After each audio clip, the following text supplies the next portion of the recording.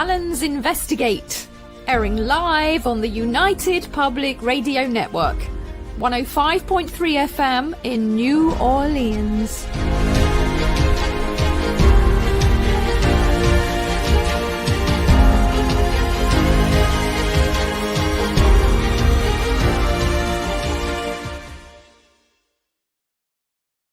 Yay, and welcome to the Allen's Investigate with me, Shona Allen. And I'm Gary Allen, the Cockney Bard. We're broadcasting live on the United Public Radio Network, 105.3 and 107.7 FM from New Orleans, and also on Roku. Now, tonight, we're going to be exploring esoteric symbolism, allegory and meaning hidden in plain sight. Symbols are a means by which to convey a meaning, a veiled allegory. So many things we use in general life and symbols used have such deep meaning, but they often go unnoticed. So we'll be looking at symbolism in film, TV, art, popular culture, ancient history, and religion. So buckle up. Indeed. Well, let's talk about the news this week, and it's not been a good week, I've got to be honest. This week we've had the Grenfell Tower anniversary, where I lost my friend Sheila in the fire. Dreadful thing happened. And also, we've had an attack this week on 3 innocent people who died and lost their lives. So our sympathies go out to them and their families. Yes, absolutely indeed. atrocious. Absolutely atrocious. Anyway, today we're going to be looking at all kinds of symbolism. And I think we'll start with the playing cards, shall we? Yeah, sure. So many things we use in general life and symbols used have such a deep meaning, as I mentioned, but they do often go unnoticed. Now, something that you probably have used at some point in your life are the playing cards, for example. Now, did you know that the 4 suits in playing cards, which are the clubs, diamonds, hearts, and spades, collectively represent the 4 elements, which is air, fire, water, and earth, the seasons and cardinal directions. They represent the struggle of opposing forces for victory in life. The 2 colors of the suits represent masculine, yang, which is red, and feminine, yin, black. The kings, queens, and jacks, totaling 12, represent the 12 months of the year. The 13 cards in each suit correspond to the 12 signs of the zodiac, plus the sun behind the sun, a reference to the creator or source. Also, the 13 lunar cycles as well. The 52 cards correspond to 52 weeks in a year. And finally, the sum of the value of the 52 cards added together gives us 365, as in the 365 days of the year. Mm. Most historians agree that most likely they were brought along by the Crusaders in the 11th to 13th century. There is a bit more to all that, but it's probably best to go and explore that yourself. But Yeah, exactly. you could say basically it's a game of life.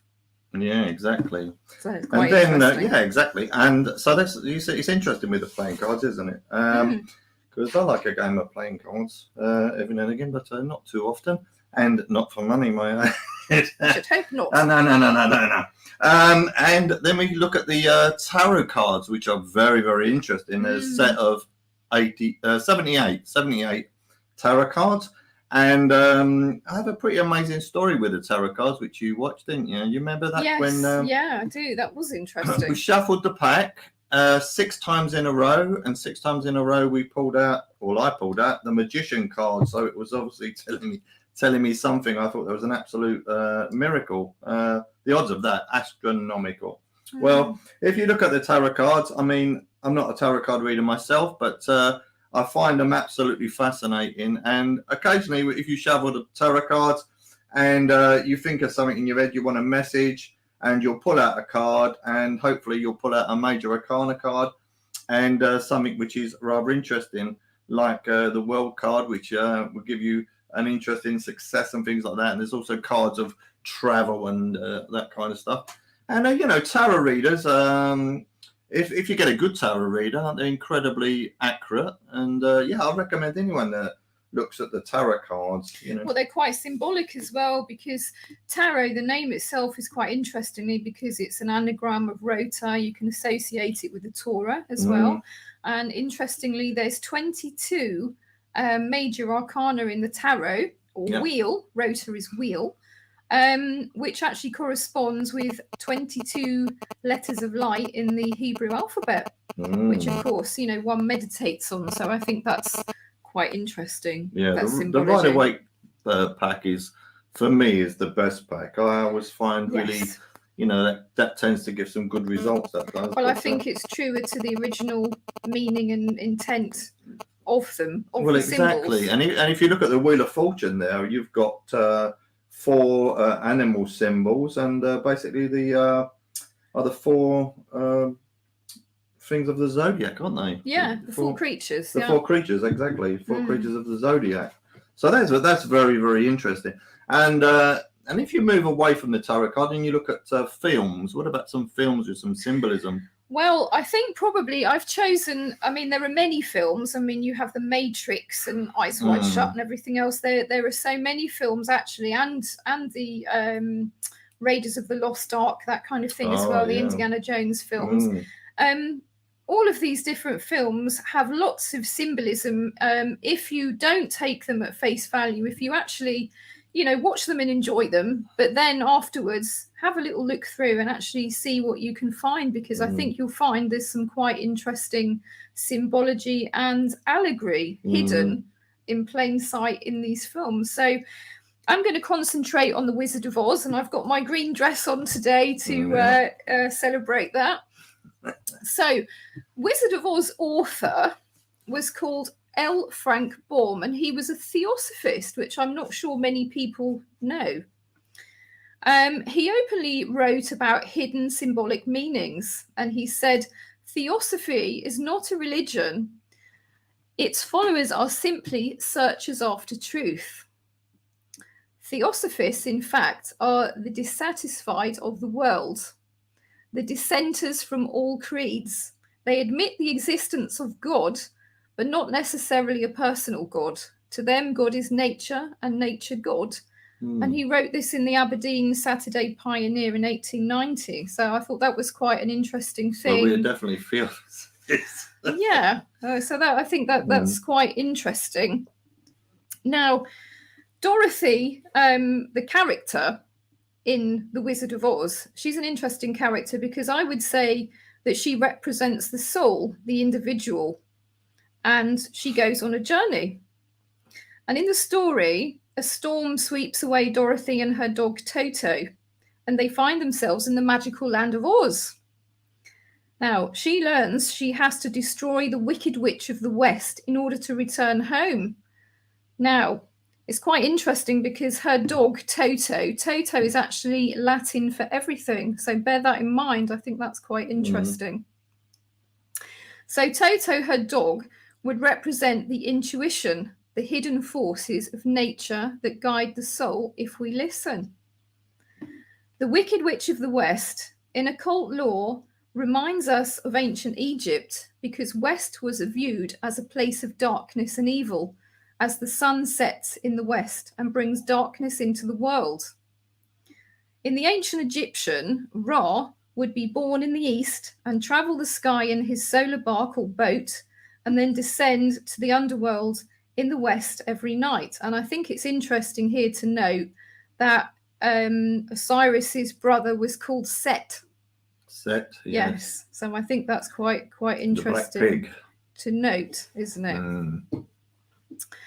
So basically, when he descends into the underworld in the west every night, there he has to battle with Apep, which is a giant serpent, which he vanquishes and is then reborn or resurrected in the east at morning, bringing light to the world again.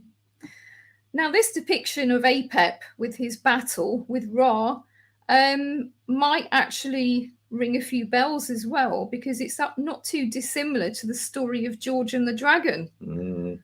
So that's also worth bearing in mind as well.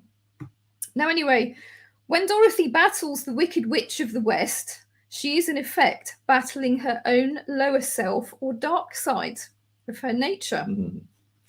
Interestingly, she vanishes the witch by throwing a pail of water over her. Now, water in many religions and spiritual texts is a symbol of spiritual purity. So it's a bit like the baptizing, for example. As Dorothy succeeded in vanquishing the witch, she has victory over her ego or lower self and the inner darkness, so light wins. The White Witch of the North, Glinda, she represents love and light and the guiding light of the divine within us all. It is the White Witch who guides Dorothy to walk the yellow brick road and begin her journey towards the light. As she makes her journey down the yellow brick road, she battles darkness and temptation along the way. The bright, shining golden yellow path is a representation of a much older spiritual philosophy known as the Golden Path. Have you heard of that, Gary? No. Succinct answer there. Well, I'm sure you can tell me. Which was understood by Buddhist and Kabbalah alike. Kabbalah. Seen as the path of the soul that the soul must take to achieve enlightenment. Throughout the story, Dorothy is warned not to venture off the path. So I think that's quite interesting symbology on that one. Yeah. Shortly after starting her journey, the guiding principles Dorothy needs to help her present themselves in the form of a scarecrow, a tin man, and a lion, as well, of course, as her constant companion, Toto, which is her intuition. All of these characters are instrumental in guiding Dorothy on her journey.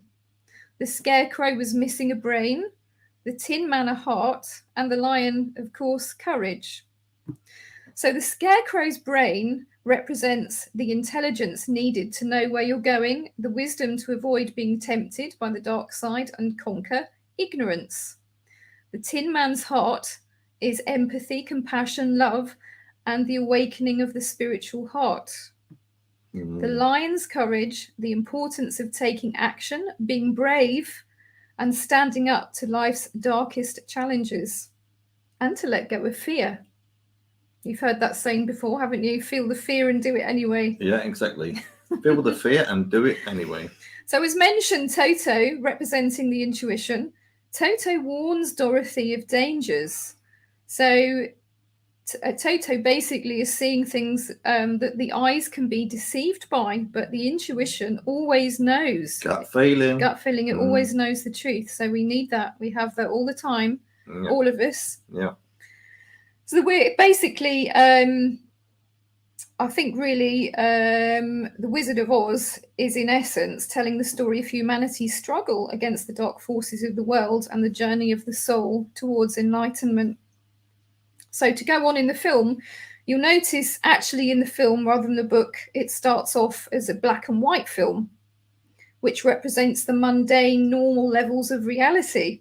Now, when Dorothy goes back inside the house to shelter from the storm, she's knocked out by debris, taking her somewhere over the rainbow to the land of Oz.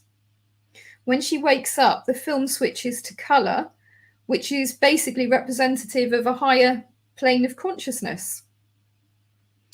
When in the Emerald City, the great and powerful Oz, the wizard, who basically everybody looks up to and follows, and he tells you how it is basically reluctant to help them to go home, for Dorothy to go home. And then Toto, her intuition, that basically comes to her rescue by pulling back the curtain, revealing the wizard is actually just an old man and a fraud, which I think is quite interesting, because I think that's also quite symbolic of, what's been going on in the world as well. Absolutely. Now, in an attempt to save face, he offers them presents. He gives the scarecrow a diploma, the tin man a heart-shaped clock, and the lion receives a medal of honor. These things are just physical reminders for the qualities they already have within but haven't fully realized. The old wizard offers Dorothy a balloon ride home, which she accepts. even though he states he can't remember how to fly it. Now, I'm not sure I'd want to go in a balloon if you didn't know how to fly it. Not really. But anyway, just before departing, Toto again saves the day by hopping out. Dorothy goes to find him as the balloon departs, sparing them seemingly from an eternity of drifting aimlessly with a false saviour. Now, fully awakened, Glinda teaches Dorothy how to return to Kansas, or material reality, with a new awareness of how to face her challenges, and reminds Dorothy she has all the internal power she needs to return home. The ruby slippers worn by Dorothy were actually in the book silver. They weren't red at all. So I think that's quite significant. Yes, the red shoes, yes. So combined with the golden path or the yellow brick road, it represents gold and silver. So the gold is the sun and the silver is the moon. Now, what does that represent? Well, of course, balance. So it's the male and the female energies. The yin and the yang. The yin and the yang. It's balance. So you need balance for enlightenment. Yeah. So I think also going on to the Emerald City, I think that's quite interesting because green actually is quite an important colour symbolically, because it symbolises resurrection, that which dies is born again. So I think that's quite interesting, isn't it? It is indeed. Well, it reminds me of Santa Claus, you know, because Santa, I mean, it's an anagram. Santa is an anagram of Satan, isn't it? And but not only that, there is more interesting things. Is that Santa used to wear green, right? Now everyone for a long time has known him wearing red, right? Well, the green represented the Green Man, okay, and now it's red, which was from Coca-Cola, and Coca-Cola gave him the red color. So if he was still green, people would be associating him with the Green Man. Yeah. And it's interesting as well because I think that correlates with the Oak King and the Holly King as well. Because obviously they were green, and it's about the battle of the year, isn't it? Yeah, it's a very interesting thing, isn't it? I mean, you know, for kids, you know, when you're growing up and that you believe in Santa, don't you? And then he brings you presents and he comes down the chimney. But he's a bit fat, so you often wondered how he got down that chimney. Well, interestingly, some people say, because obviously going to the red version of Santa Claus is quite interesting because there are some people that basically claim that it's to do with the flyagaric mushroom. The reindeer actually in Siberia, I think it is, they actually eat the flyagaric mushrooms, which are red and white. Now, by doing this, this can cause hallucinations, and so they are in effect flying. So I think that's quite an interesting sort of point to make on that one. But I do think that there's a lot of symbology taken from the Battle of the Oak and the Holly King, which basically is the battle for supremacy of the year of the winter solstice and the summer solstice. So it's to do with the sun. So that's quite interesting, isn't it? I wouldn't want to be Santa, though. He only comes once a year. Dear, No. You have to lower the tone. No. No, he does. He comes once a year, dear. Once a year. Anyway, moving along. Right, yeah. So are you going to talk about Eyes Wide Shut, because that's quite just briefly quite an interesting film to look at. Yeah. Eyes Wide Shut, directed by Stanley Kubrick. And I was in it. Yeah, you was in it. I hope you wasn't one of those. I wasn't one of the nudie ladies. Nudes with the mask on. No. But how would I know, dear? How would I know if you had a mask on? I did have a mask on, but I wasn't nude. I can assure you. I'll have to watch it again and see if I can recognise you. But anyway, Eyes Wide Shut. That has enormous amounts of symbology in it, and Stanley Kubrick. He was trying to get some messages out. Whether that was deliberate is open to question. But you see, there were things like the masks, they recurring symbols in the film representing hidden identities and the facade that people put in their everyday lives. You know, not everybody, of course, but some people do. They wear masks and they are saying something that they're not really meaning, or being someone they're not really are.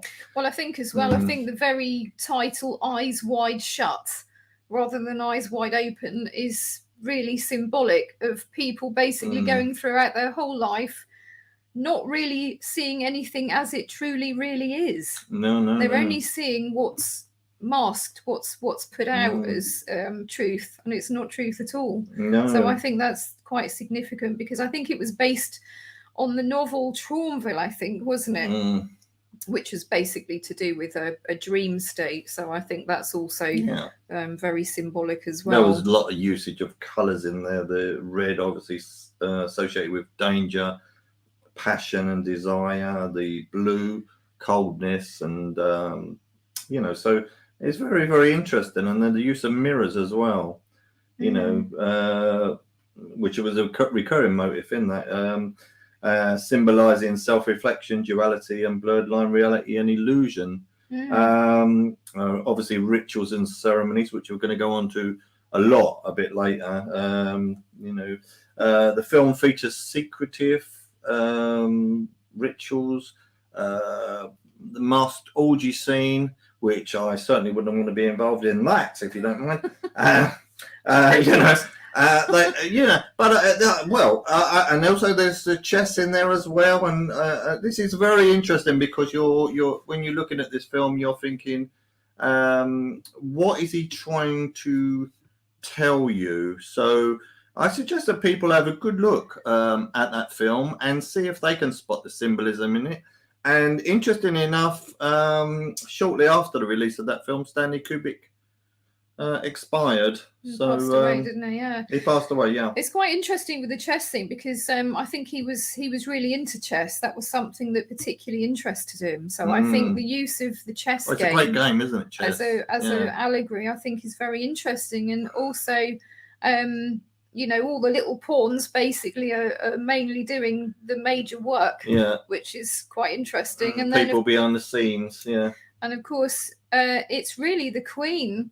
Although the king is the most important, because everybody has to protect the king, but really it's the queen or the feminine that's actually the most important, because she's doing all the work really to protect him and making all the moves. So I think that's quite an interesting one with chess. Yeah, it's worth having it's a game of life, really, isn't it? It's the light and dark, and it's interesting that they're squares on the rather like the Solomon's Temple flooring, isn't it? So that's quite interesting. I ain't watched them, but is they black and white squares? I assume, are they?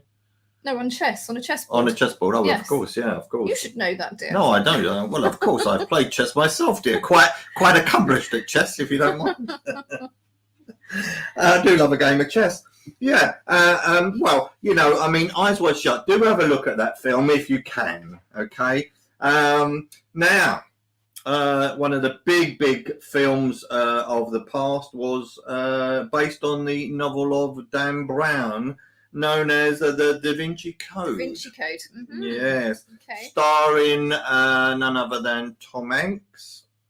And and of course it was set with Rosslyn Chapel, which is what we know very well, dear, don't we? Certainly do, because we got engaged there, didn't we? We did indeed, yes. And so when you look at the Da Vinci Code, let's have a look at some of the things that we see in the film. We see the rose, which is a prominent symbol in the story.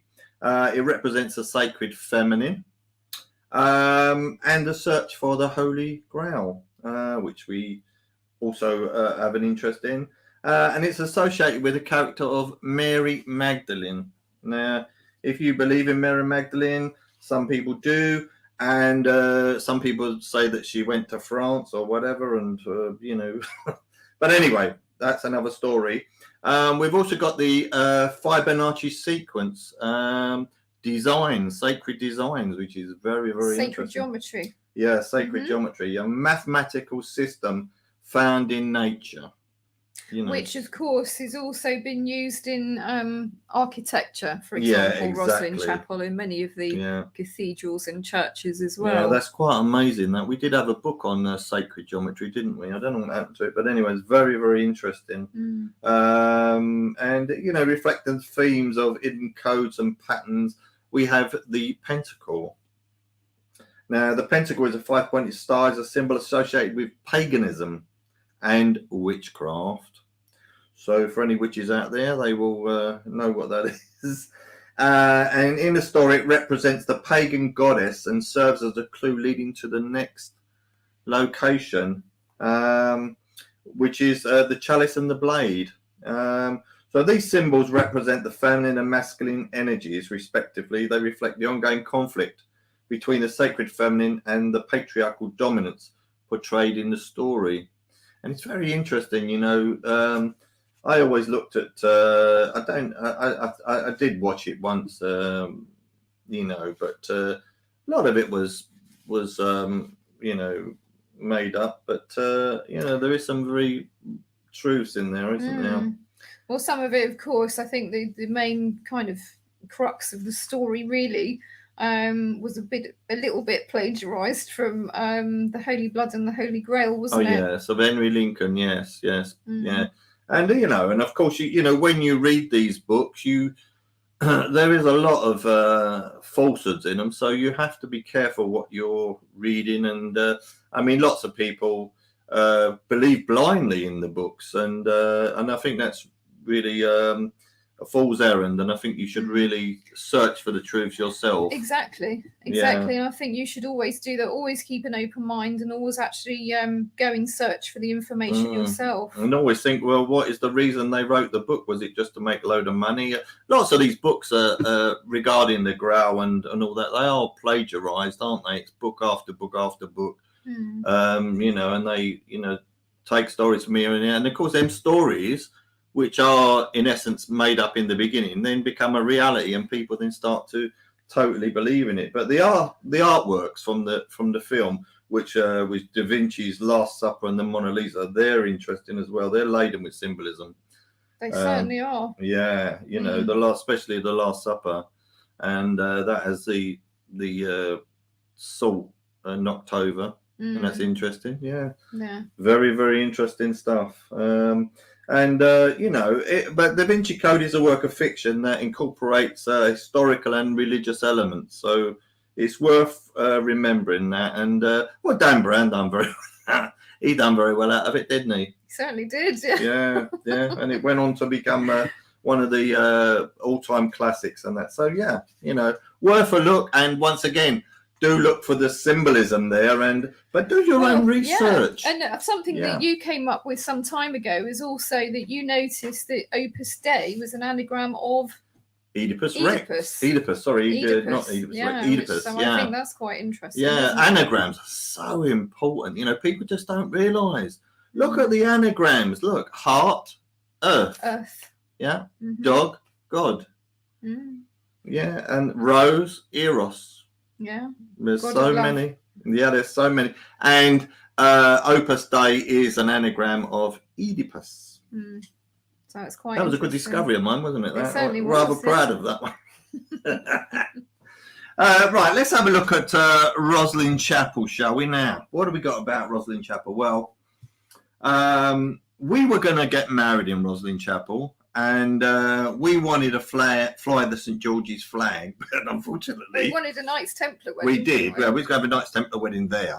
But unfortunately, the vicar there, he wasn't having none of it. He wasn't going to have that St. George's flag flying high in Scotland. And so we decided against that, and we went elsewhere for our wonderful wedding, which was a Knights Templar wedding, wasn't it? But we had it in England instead, and we did get the English flag flown proudly over the church, which was marvellous. But there's a funny story to that as well, isn't it? about that church. Anyway, but we'll go into that another time. Yes, indeed. We'll leave that to your imagination. Yes. It was a flag. Yeah. We'll talk a bit about that later on, I think, but not the flag actually. But okay. Roslin Chapel. Listen, that's a real life medieval chapel located in Scotland with a rich history, subject of various interpretations and speculisms regarding the symbolism. But basically, the Green Man, the chapel is adorned with numerous stone carvings known as the Green Man or nature. These carvings depict faces emerging from foliage and symbolize a connection between nature and spirituality. So they represent the connection between nature and spirit. As I said, they represent the renewal and rebirth found in the cycle of life. So what about that? There's pillars and carvings there. And I remember that when we were in there, we did have a sense of some battle that had gone on there and people getting slain and slaughtered. Do you remember that? I remember you picking that up. I did pick that up, yeah. So there was some kind of battle going on there at some point in and around the area, I believe, but we'll have to see. The pillars and carvings, the intricate stone carvings and ornate pillars inside the chapel are believed to contain symbolic references to biblical stories, mythical creatures, and esoteric knowledge. These carvings serve as visual representations of religious and spiritual concepts. And it's interesting. I believe I'm right in saying there's 132 cubes in Roslin as well. Wow. Which is quite interesting. And of course, you've got the Apprentice Pillar. The Apprentice Pillar, yeah, which is a notable feature of Roslin Chapel. Everyone talks about that, don't they? According to legend, the master mason who designed the chapel left for Italy and entrusted the completion of the pillar to his apprentice. When the master returned and saw the exquisite craftsmanship of the pillar, he became jealous and killed the apprentice. The pillar symbolizes the triumph of artistry and the tragic consequences of envy. Oh, yes, envy. Yes. Nothing like envy. No. Yeah, a bit of jealousy here, there, and everywhere. Yeah, and of course, Roslin Chapel has strong Knights Templar connections, and has been long associated with the Knights Templar, a medieval Christian military order. Some speculate that the chapel contains hidden symbols. They were saying that the Holy Grail was in the pillar, weren't they, at one point? But I don't think they'll find it there. No. And were secretly linked to the Templar, such as the alleged guardianship of the Holy Grail or their connection to esoteric knowledge. Yes. So it's very interesting, I believe also they did find some Masonic symbolism as well in there, some Masonic symbols that could be recognised by Masons anyway. Yes. Which is very interesting because it predates when we're told by the United Grand Lodge of when actually Freemasonry was formed. So Freemasonry actually is very ancient. It goes back, or a form of it goes back way, way, way back in time. Not from the 1700s. No. I think that was when the lodges were set up.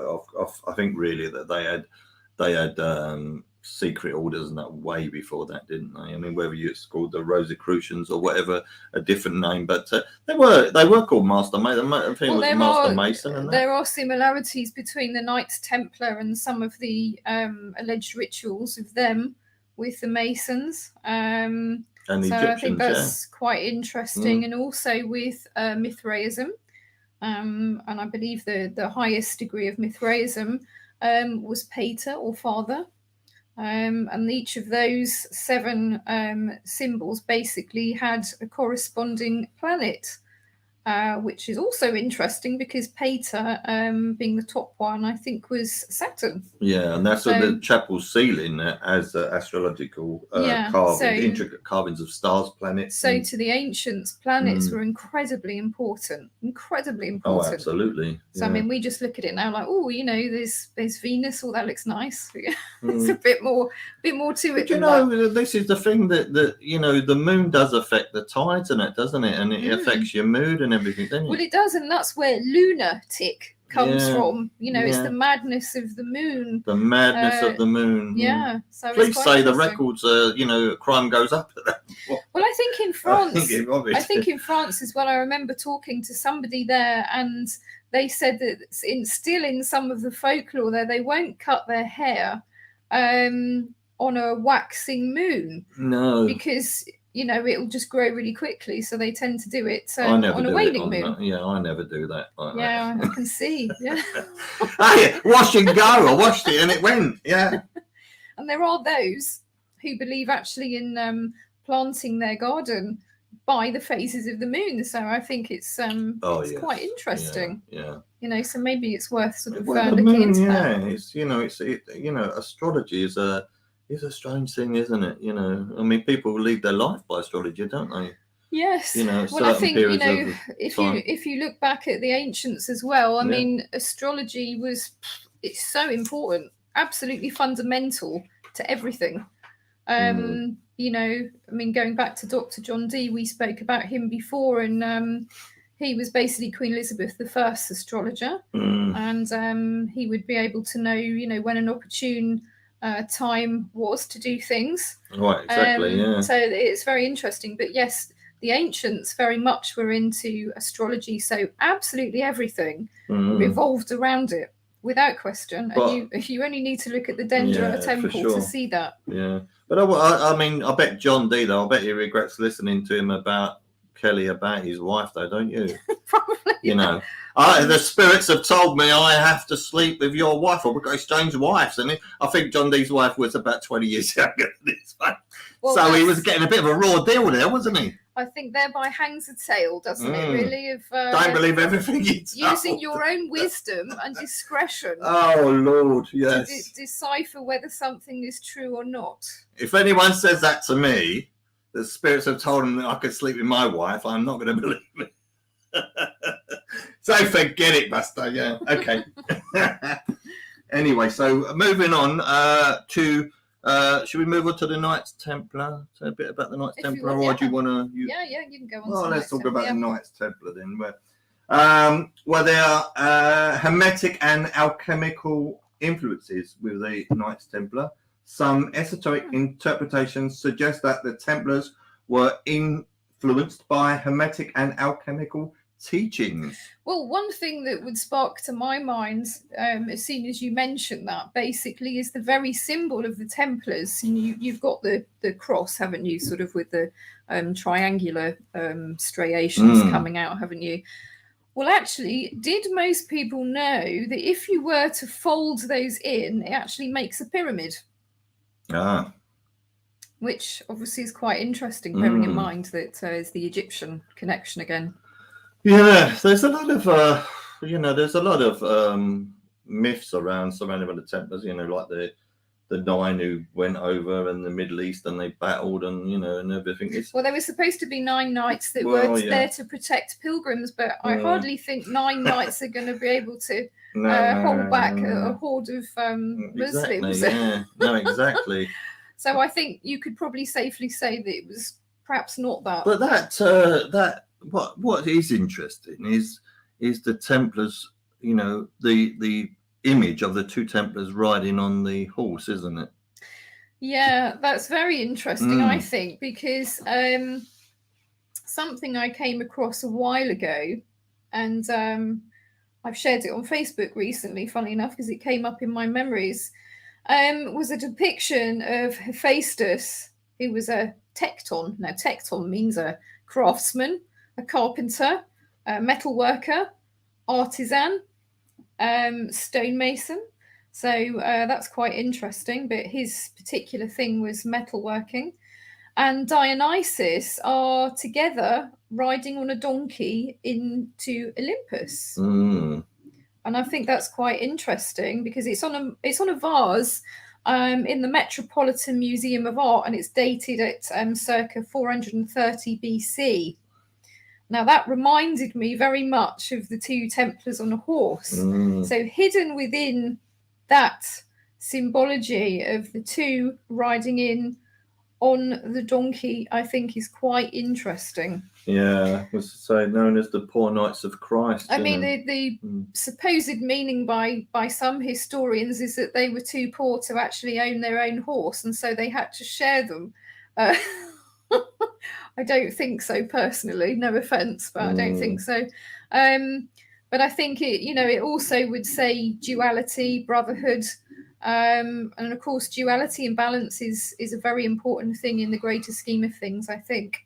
Yeah, and they're always associated with esoteric and mystical teachings, and quite often with the bloodline of Jesus Christ. Now, if that's if you believe in Jesus Christ. Yes, but is it to do with that? I mean, we could probably safely say that maybe the on an exoteric level, yes, but on an esoteric level, it's something quite different.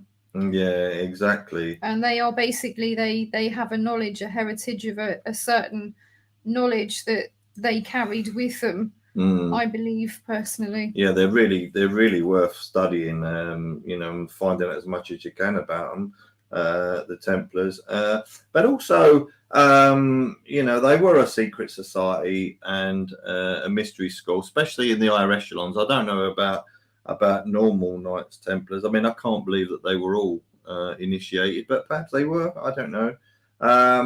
But they preserved the ancient wisdom and conducted initiations into esoteric knowledge. I do. Yeah, I mean, you got to say that they possessed hidden teachings. Yeah, and I think you can certainly connect some of that again with Egypt, with some of the rituals. So I think that's very interesting and worth exploring if you have a look at it. Definitely. But we love the old Templars, don't we? Definitely. But I think the red and white again is very interesting because it's like the peshant of which is the hat that the pharaohs wore of red and white, which symbolized Upper and Lower Egypt. But that basically could also symbolize the unification of spirit and matter, which I think is worth bearing in mind as well. Yes. So moving on from the Templars, have you finished? Well, yes, I finished on the Templars. I mean, basically, we can sum them up as basically a secret order, and who were initiated into the great mysteries. And we're carrying on a tradition. Yeah, and it's worth it's worth studying like the Cathars as well. And if you don't know anything about them, it's worth studying them and the Templars and the French connection. And and even the Middle East, where the Templars went to the Middle East, and did they come back with great treasures? Well, who knows, Well, I certainly think they came back with an enormous amount of knowledge and wisdom. That's for sure. Yeah, indeed. If not physical treasure, then certainly a mental treasure. Absolutely. Yeah, mental treasure. Yeah. I think that's quite interesting. I was going to look at just some symbology in churches and church texts as well, religious texts, specifically the eagle, lion, angel, and ox, representing the four evangelists, or it's also called a tetramorph. Now, this was derived from the four living creatures in the book of Ezekiel. So Matthew is the man, Mark the lion, so we have St. Mark's Square in Venice, Luke the ox, and John the eagle. So these are Babylonian symbols of the four fixed sign of the zodiac. The ox representing Taurus, the bull, the lion representing Leo, the eagle representing Scorpio, and the man or angel representing Aquarius. Now, in Western astrology, the four symbols are associated with the elements, respectively, of earth, fire, water, and air. Now, the Greeks believed these four elements, basically that everything was made up of these four elements. So it's very important. Now, the four basic elements common to all living things consist of hydrogen, carbon, nitrogen, and oxygen. I just wanted to highlight net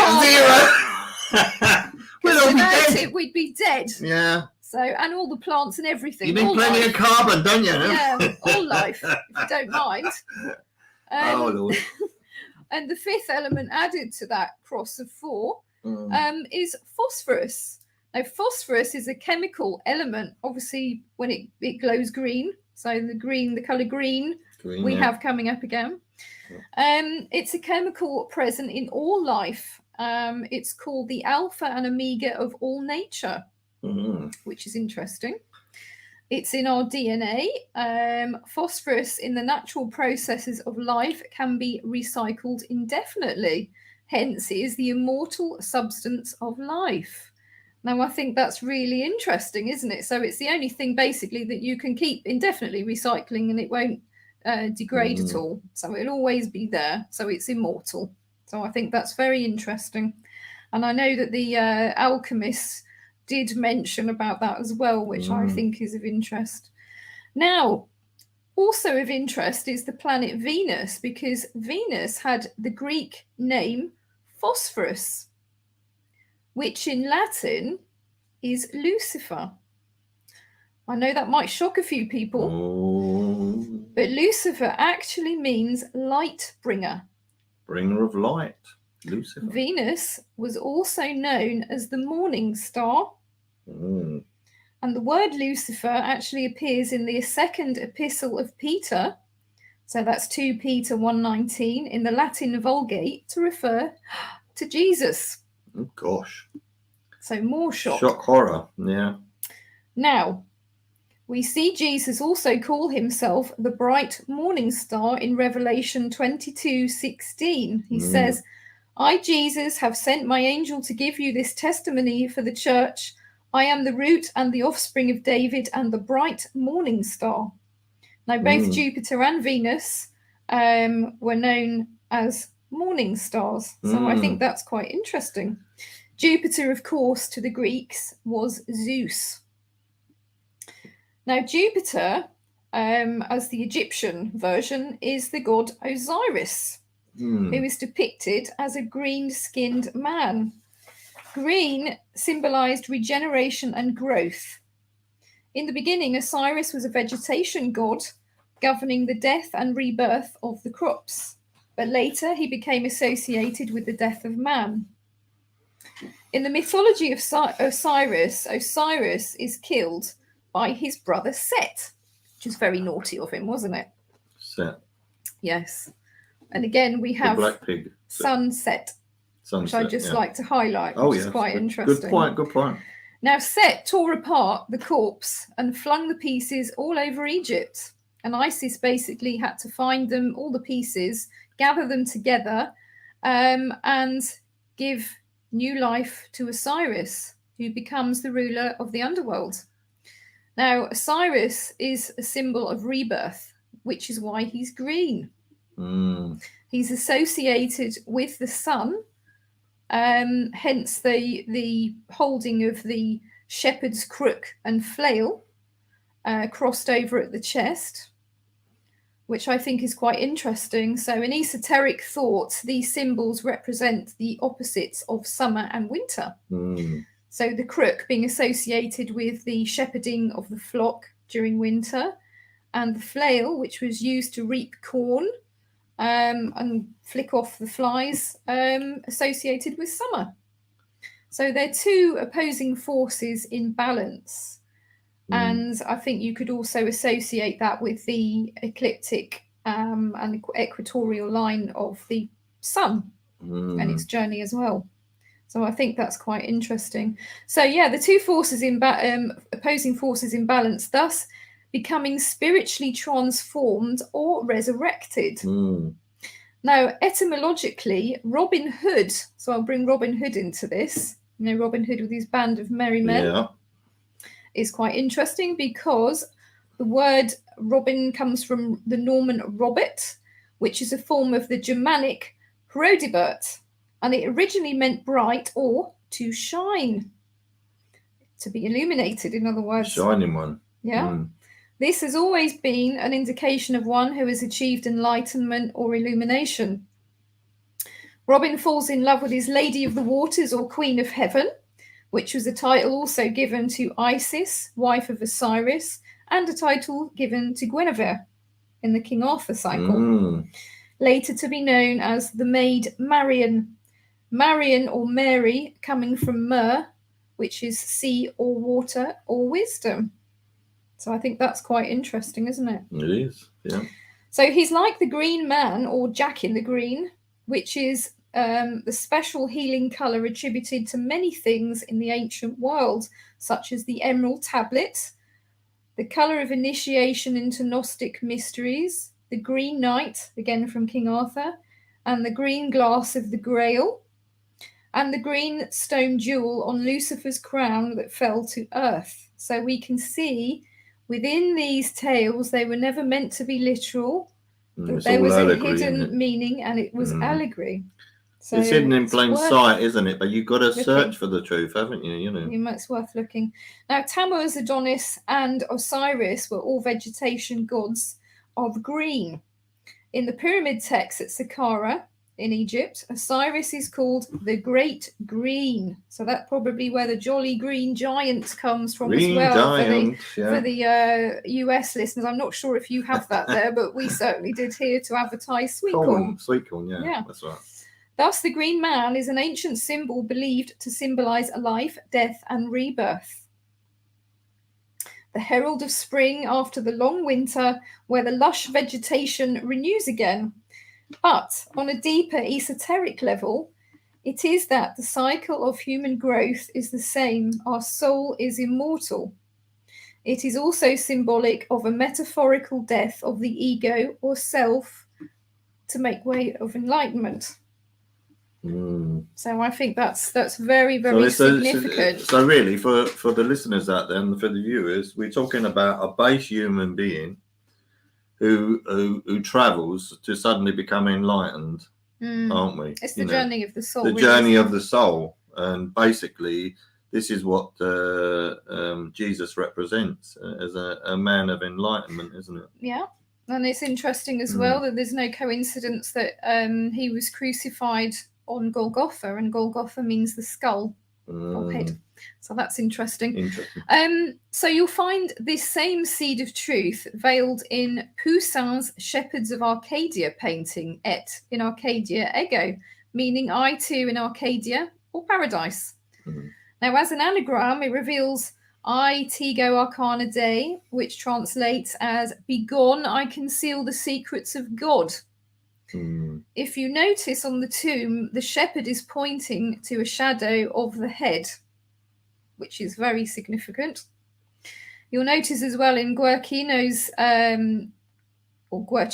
version, a shepherd. There's two shepherds in the painting. They appear to be dressed in red and white, and it's very difficult to tell on the painting because there are lots of different versions of it everywhere. But it looks to me like they're dressed in red and white, which again, you can look at the Peshan of the Egyptian pharaoh and see the red and white unification. The male, female, the two opposing forces. And they're staring also at a skull or a head. So I think that's quite interesting. So I think basically it's through a metaphorical death, transformation or resurrection or rebirth occur. So they're all basically, all of these things are telling you the same story if you actually look deep into it. Yeah. So you're deep into the mysteries. Now, going on to the symbol of Cairo. Now, this is an interesting one, or XP. This was the sign that Constantine was supposed to have seen in the sky. But that actually already existed. So it was dated to prior that. It was dated to prior that. It's interesting because the two letters of X and P, X is the Tau or cross, and P in Aramaic or Proto-Canaanite is Resh, and that means head. And you'll see actually that the Proto-Canaanite, they actually had a pictogram of a head, and then it was only later on it then formed into a kind of letter. So essentially what you have is a cross and a head. Which, of course, we derive the skull and crossbones, which the symbol from this, which incidentally also connects to death because it's usually used as a sign for something which is poisonous or can bring death. But, of course, in this sense, we're talking a metaphorical, not an actual death. So that means something quite different. Now, Cairo can be represented as the solar ecliptic path and the celestial equator. So it also has that symbolism connected to it. You'll notice on some Cairo symbolism that the Alpha and Omega letters, which is the beginning and the end, because of course Jesus said he was the beginning and the I end. am the beginning and the end. But clearly, as we've also previously looked at, it can also relate to Jupiter and phosphorus, which is interesting. So basically, that then is combined in a lot of this imagery with a laurel wreath, symbolizing the victory of resurrection. So we also have to note as well that this XP, as I've said, Cairo symbol predates Christianity. So it actually wasn't a Christian symbol to start with. It was syncretized later on. So, for instance, it can be seen on coins of Ptolemy III, which date to around 246 to 222 BC. An XP, of course, was famously used by Bill Gates for his Windows system. So I suspect he must have known a little something about that. Yes. Don't want to get a virus, do you? So I think that's quite interesting. Oh well, yeah. But it is. It's all fascinating stuff, and I'm not a Freemason, but Freemasonry is a very, very interesting subject, and with the handshakes and like the lion's paw and that, and which again is Mithraism links to that, because actually they did have the sign of the handshake in Mithraism, which I think is quite significant. Yes, and then you have the trouser leg, don't you? They put rolled up trouser leg, and it's a brotherhood. I mean, a lot of people. There are people who join it to further themselves, but philosophical Masons and that who are interested in the polishing of the ashlar, which is perfecting the soul, which is what every man should, and woman, of course, should in their life should be. That. Yes, of course, they should be trying to ascertain, and that is the enlightenment. You start off as that base human being. Well, it's the cubic stones, isn't it? Which is the rough ashlar and also the perfect ashlar as well. The perfect ashlar, yeah. And is that achievable to be, a perfect human being? I doubt it very much, but nevertheless, you can polish it as much as you like and try to get as perfect as you can, because we're not perfect. Even nature's not perfect. And if you're talking about God as being nature, you've got two sides of nature. You've got the balance. You've got a very bad side. All kinds of stuff goes on in life, doesn't it? And then you've got in nature, you've got some very beautiful things, so you have to have balance. That's very important. Now, if we're looking at the square and compass, they're the most recognizable symbols of Freemasonry. Okay, the square represents morality, honesty, and fairness, which is what I like to see in people, while the compasses represent boundaries, self-discipline, and spiritual exploration. Together, they symbolize the pursuit of moral and intellectual development. But if I may, yes, there is actually a deeper esoteric significance to that. That's more of an exoteric significance, I would suggest. Yeah.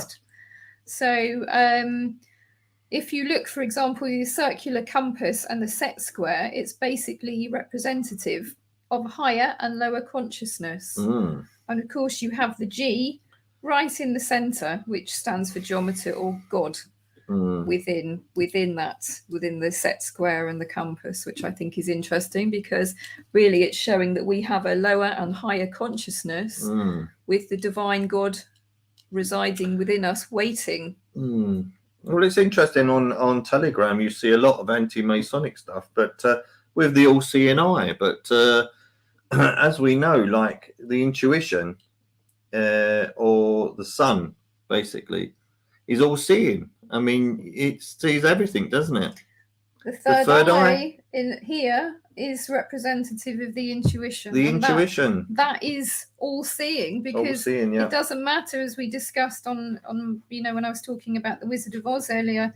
It's the intuition that sees through everything. So whatever the eyes may see, the eyes may not understand or comprehend what's going on, but the intuition does. So I'd just like to say, if you've just joined us, we're broadcasting live on the United Public Radio Network, 105.3 and 107.7 FM from the beautiful city of New Orleans, and also on Roku. Yeah. And see, the all-seeing eye, it represents the belief that a higher power is observing and guiding human actions. Okay. So if you're following, this is quite an interesting thing, because if you're following a path of enlightenment, and that's the phone going off. If you're following divine inspiration there, but if you're following the path of enlightenment and trying your best, there's people who say that you can will things to happen, and maybe you can, but and they also, what's that thing about when they say, what was that thing that used to come out, and it was about what you wish for you get, and everything, and you can achieve secret of prosperity. There was a secret, wasn't it? Do you remember that? Yeah. Yeah. Well, the problem with that is, I mean, you can wish for good things and bad things happen, and maybe. Well, I think basically you have to also say that depending on your negative. Depending on your belief, of course, that perhaps there are certain things in life that are destined, and it doesn't matter what you do. No, exactly. That's your life journey, and you have to experience those things to teach you and help you to evolve as a soul. Well, also as well, you can be negative, in a negative frame of mind, and some great things happen, right? And then you can be really positive, and some bad things happen. So what's secret about that? I mean, honestly, I don't know. Well, I think the secret is basically to use your intuition and look at the signs, really, and use your intuition. Let your conscience be your guide. I think Jimmy Cricket says, doesn't it, in Pinocchio? It is very true. So use that intuition to guide you in your life choices. Yeah. What about the pillars in Freemasonry, Jachin and Boaz?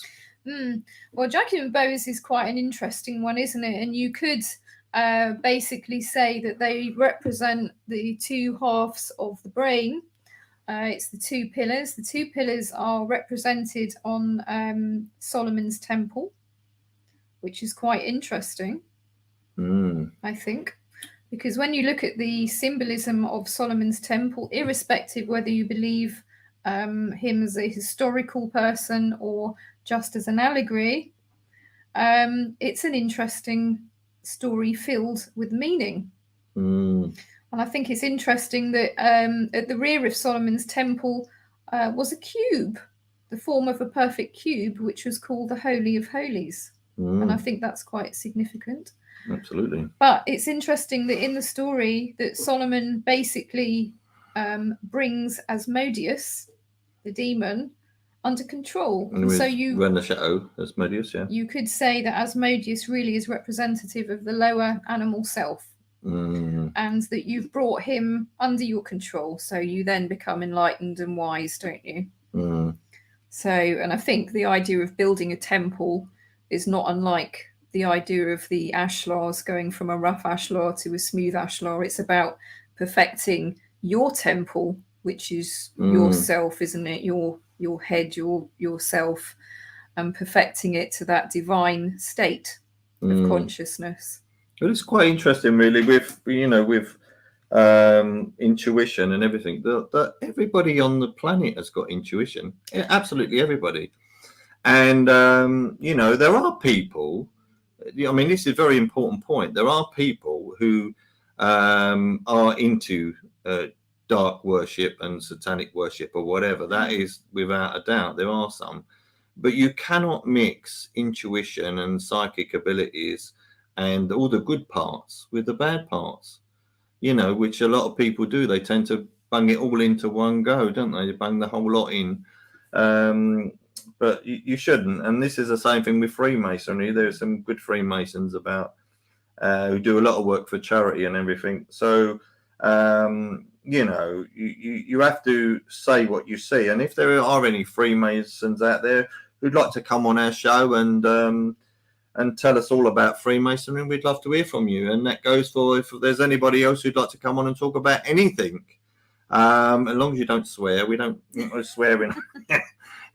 I mean, I managed to control myself, but you know, people, we don't want no swearing on here, and we'd like to speak to people who have good stories to tell. So whether that's about the paranormal, ghosts, whatever, come on the show. Yeah. Anyway, moving back to the matter at hand there, Yes, we were indeed. talking about you know, the compass and set square there. I think the squaring of the circle is actually quite an interesting sort of symbolism, isn't it? Yeah, the square. Well, so, you know, I had a dream, right? And I was just coming out of a dream. You know, talk about squaring the circle. And what I saw in this vision, I saw 4 90-degree right angles, right? These 4 90-degree right angles suddenly formed a swastika. So you can, if you put them all together, they made a swastika. They suddenly made a cross, an equilateral cross. Mm-hmm. Okay. Then they made a square.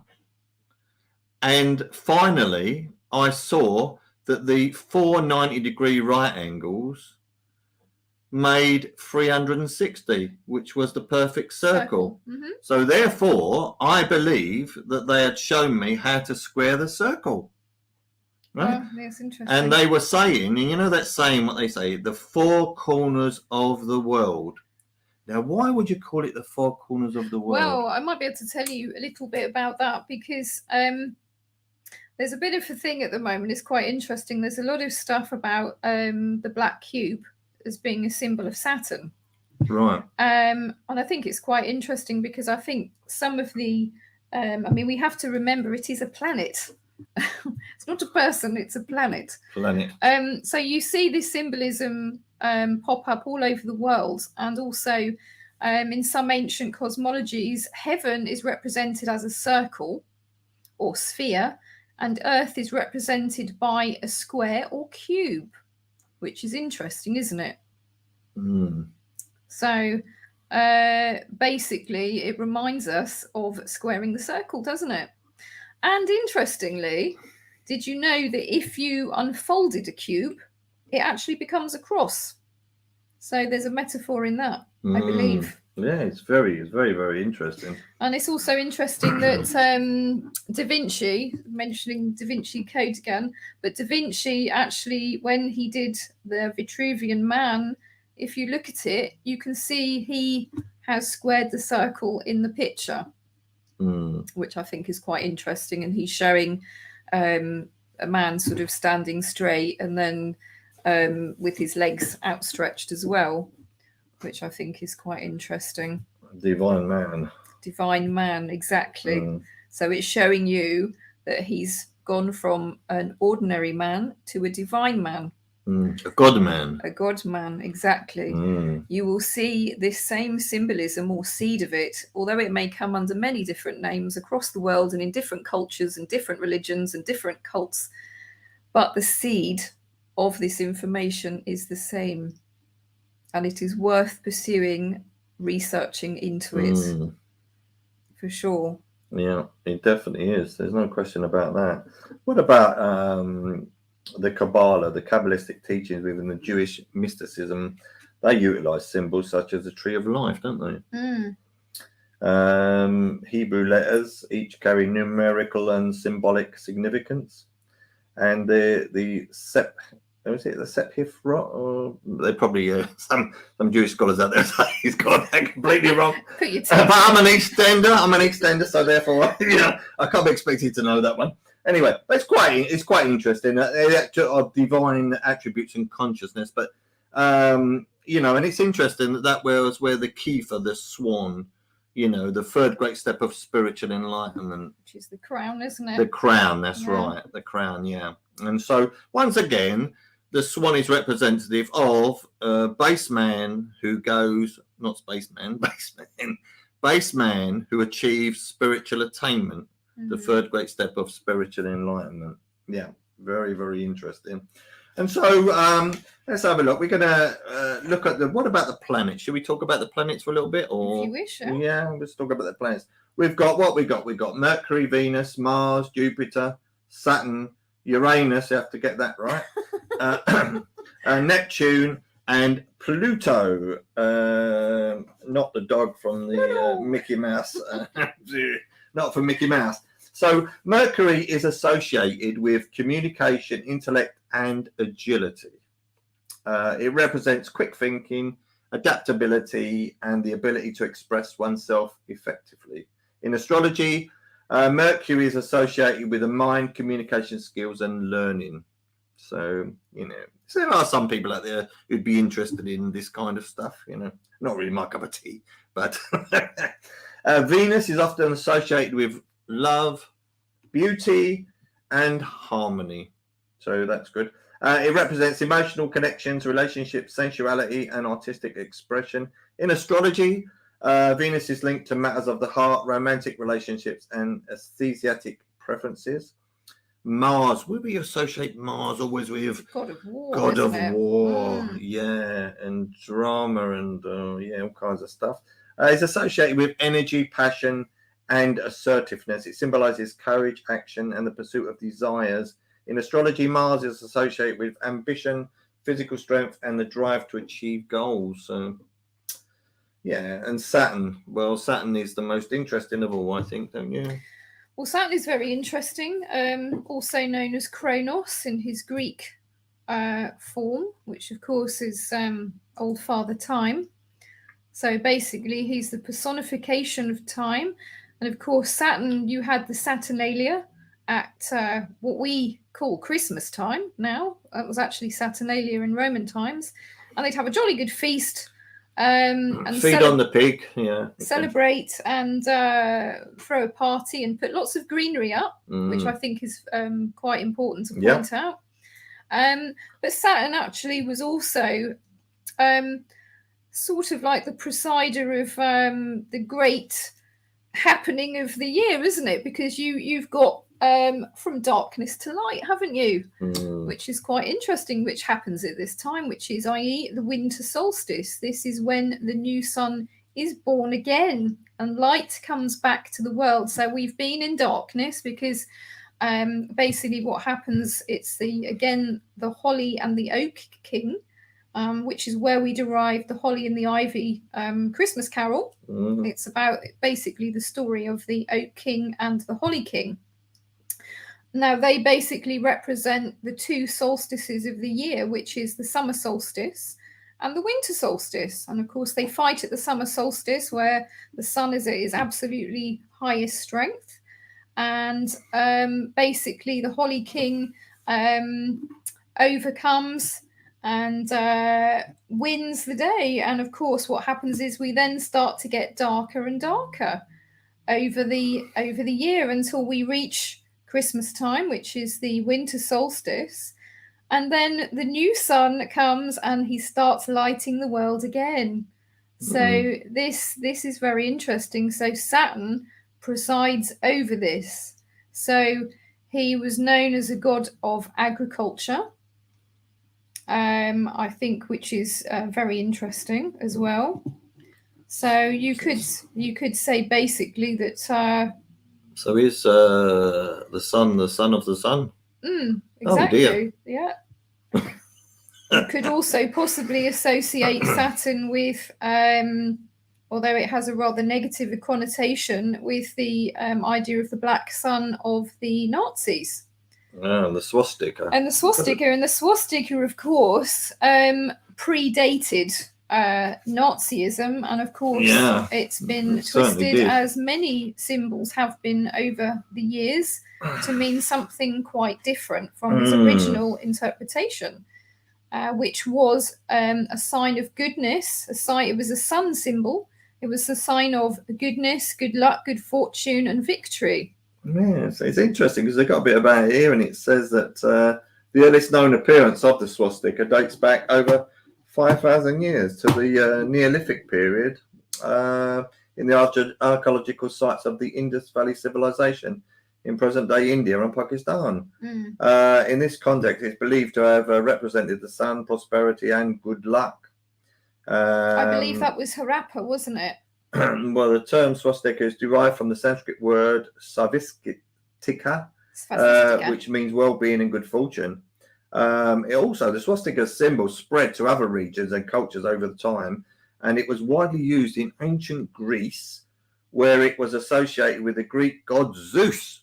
Which is interesting, isn't it? Because when we went to visit Paestum in Italy, we had a look around the ruins because they had several Greek temples because there was a heavy Greek influence in that area at the time.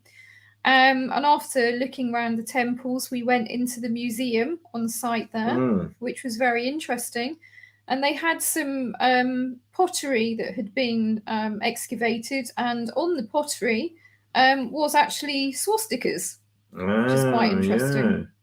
So it's interesting because it says that it represented in Greece the movement of the sun and the four seasons. And in Buddhism, the swastika is known as the wheel of law. So... Which is very interesting because if you look at the cross symbolism, specifically the Celtic cross, I think that really probably would tell you that it's all about the precession of the sun and the movements cyclically through the year and the four seasons. So in the cross, we have the four sections of spring, summer, autumn, winter, respectively, don't we? So, it's all about going through the four seasons. Well, it's quite interesting, really, when you think about the Hitler Youth and all that. I mean, with the swastika and the black sun and everything, and the way it was used negatively, and yet they were worshipping the sun. They were dancing in the fields to the sun, wasn't they? Well, I think it's interesting with the Nazis because they were very much into the occult. And again, I have to say that occult doesn't necessarily mean anything bad. Occult simply means hidden. Hidden, yeah. But they were very much into that. And the search for the Holy Grail and, and Otto Rahn and all this kind of stuff. Exactly. They went in search of that, didn't they? They went in search of the Holy Grail. But did they go to... Tibet and that? They went in Tibet, didn't they? Well, they went all over the place and allegedly in search of the Aryan race, the root race, which I think was possibly inspired by Theosophy, because I know they were quite into that. But Blavatsky, Madame Blavatsky. Blavatsky, etc. Yeah. So, this is some quite interesting things. But I think, as with all things, I think that you have to keep your mind open and search for yourself, because if you were to listen to everything that you were told, you'd be believing that anything with any connotations of the occult is negative and bad, but actually that's not quite the case. Definitely not. Well, I mean, as my abilities prove with healing and everything, and the ability to write philosophy and poetry with wonderful poetry and wonderful philosophy, so there's nothing negative about that, is there? Well, I think really, if you were to look at, let's just concentrate on Christianity for a moment. If you were to look at that, there is a great deal of astrotheological symbolism within the Bible. And I think it definitely pays some research into that. Because really, it's simply about the journey of the sun through the year and through the seasons and the different constellations and planets. That's really what it's. What about the pentagram? But I was going to say, however, that's the exoteric version of it. But if we reflect to our inner selves, we also go through this same journey. And it's like the journey through the tarot again, as well as we mentioned earlier. It's all about the journey of the soul. So the sun in the sky, you could say, is reflective in that you have your own sun or soul inside you. It's like you become a spiritized sun when you become enlightened or illuminated. So this journey of the sun through the year is symbolic esoterically of the soul's journey to enlightenment and all the trials and tribulations that you go through. If you think about the 12 labors of Hercules, well, 12, it's quite interesting, isn't it? Because 12 months of the year, interesting, isn't it? And of course, Hercules, funnily enough, is always in and around Arcadia. Yeah. Which is also interesting, isn't it? And Horus is Horus. hours. Horus. Yeah. Horus, yeah. Is an anagram of hours. Yeah. Yeah. Do you not like the way I say Horus? Do you not like it? No. See, the problem is with my missus is that she keeps correcting me on my my English. Your pronunciation. And, yes, pronunciation. Yes, indeed. We do have some difficulties with translation at times, don't we? Well, so say the Wheel of Fortune. So maybe we should use symbols then to communicate. The Wheel of Fortune, isn't it? Oh, goodness me. So I think really, with all of these things, you could sum up by saying, and all of these different cultures and secret societies and mystery schools, because let us not forget the mystery schools are actually the seed of pretty much all of it, and the secrets within. Only the initiates, obviously, once they become initiated, were not allowed to divulge the information. Mind you, I think the problem is, we're talking about films and everything, and our knowledge is hidden within films. I just wish they would make it more easier for people to understand, because if, it's only like people who know will find it, and those who don't know won't find it. And so it's lost on those that don't know it's there. You could say, well, it's only for the initiated, but, if everyone was enlightened on the planet, wouldn't that be beautiful? If everyone really understood what the occult meant, the hidden, hidden in plain sight, that you could actually see it for yourself, and everyone suddenly stepped on that ladder of enlightenment. Wouldn't it be beautiful? Well, I think the point of it is that every single human being on the planet has the tools, which is interesting because they're the tools of Freemasonry, but we talk about the tools of the soul. We all have these tools and abilities within us to transform and to become enlightened. To become at one with the divine. And I think the Egyptians and the Upanishads and various others, I think, talk about this. There's various depictions on temple walls all talking about, the body being the house of God, or the divine dwelling within. So I think you can safely say that we have it all. If you have any questions, inquire within and you'll find it. We definitely do have it all, don't we?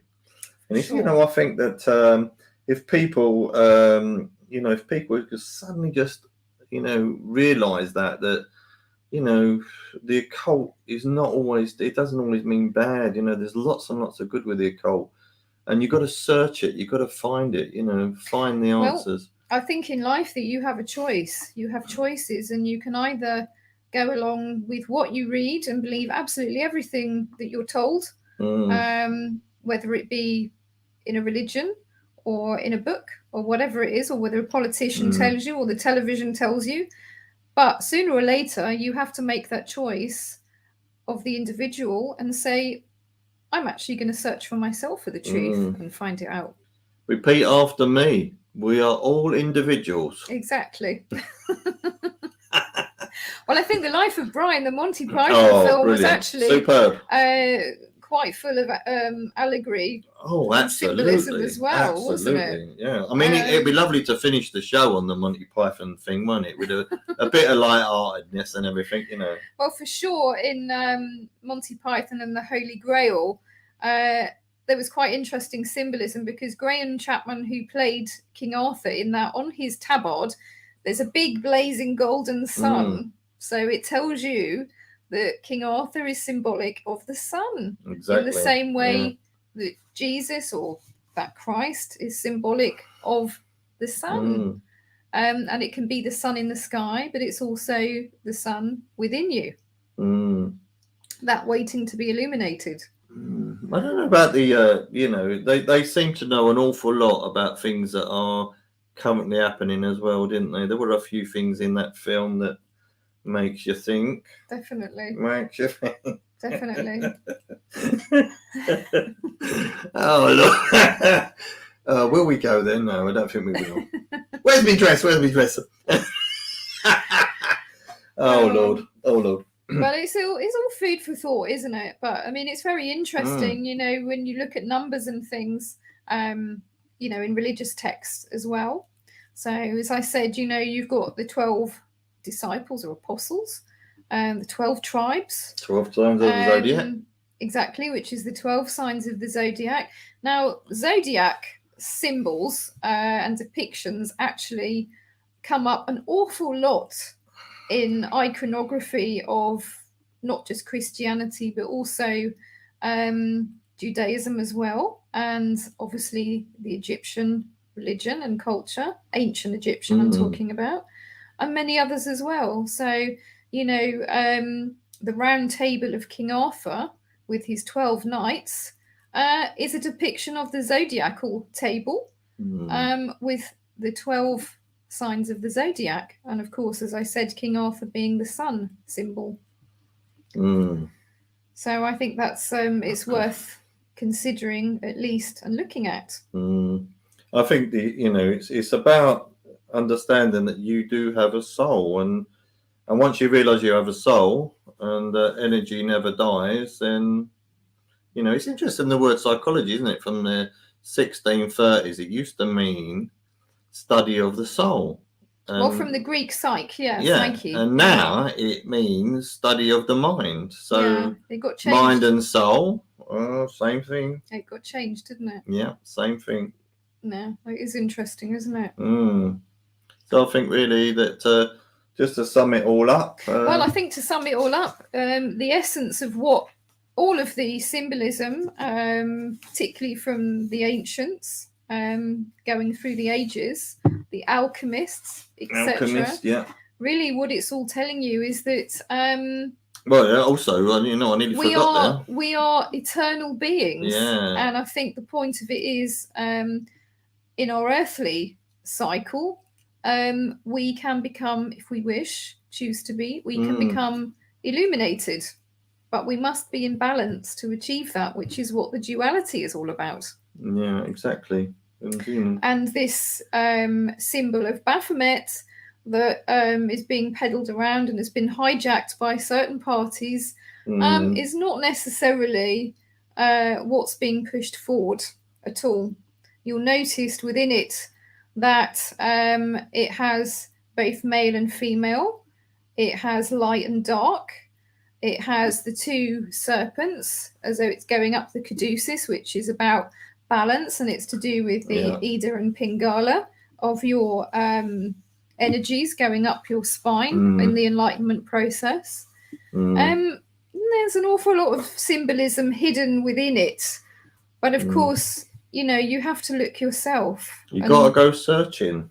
You do. So don't necessarily believe what you're being told by people, and you don't have to believe what we tell you either. No, not at all. It's just all, I hope, food for thought, for making you think.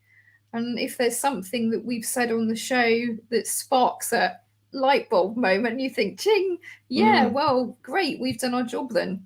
Yeah. Which is what we're here for. That's right. It's always good to think, and life is about learning, and if you find out that after 50 years of teaching whatever that you're wrong about something, you have to admit it, that you were wrong. And life is about finding the truth. It's not about listening to people coming up with their stories and that. It's about finding the truth. So seek it. Exactly. And as I said to you the other day, the truth has nothing to hide nor fear, does it? Absolutely not. No. Nothing to hide or fear. So, seek the truth. And as Elvis said, truth is like the sun, didn't he? Truth is like the sun. Ain't going away. No, you might be able to hide it for a while, but it ain't going away. Exactly. Very wise man. Yeah. Well. Indeed. Yeah. So I think we there is so much really to discuss. We could probably do a whole evening on it, but I think probably for now that's quite enough. That's quite enough. And I think that it will give you some tools and some thoughts to go in search of. Yes, I indeed. hope. Thank you for listening, everybody. Yes, thank you very much, everybody, for listening, and I hope you enjoyed it. And just to say thanks for joining us on the Allens Investigate. You can check us out at www.theallensinvestigate.com and on Facebook and Instagram. We're broadcasting live on the United Public Radio Network 105.3 and 107.7 FM from the beautiful city of New Orleans. And we're also on Roku. You can find us on the streaming part of the channel on Roku. So see you again next week. Bye for now.